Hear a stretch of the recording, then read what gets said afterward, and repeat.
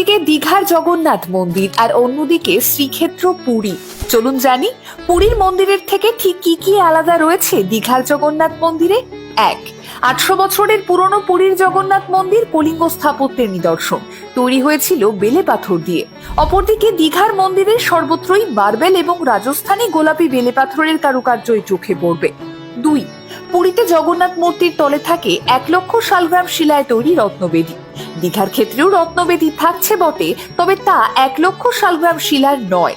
3, পুরীর মন্দিরের আদলে সবটা করার চেষ্টা করা হলেও দীঘার জগন্নাথ মন্দিরে থাকছে বিশেষ কিছু চমক, যেমন থাকছে দীপস্তম্ভ।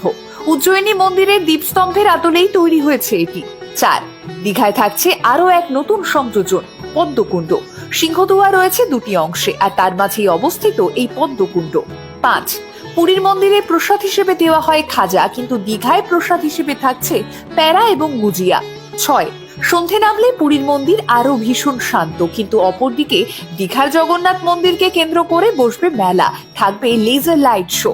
হ্যাঁ, এটা ঠিক যে পুরীর শ্রী মন্দির যেমন 4 ধামের অন্যতম, যেমন ঐতিহাসিক নিদর্শনের জ্বলন্ত উদাহরণ, হিন্দু ধর্মের মানুষের অন্যতম পবিত্র স্থান, ঠিক তেমনি দীঘার বুকে গড়ে ওঠা নবনির্মিত এই জগন্নাথ মন্দিরেও থাকবে প্রভুর বাস।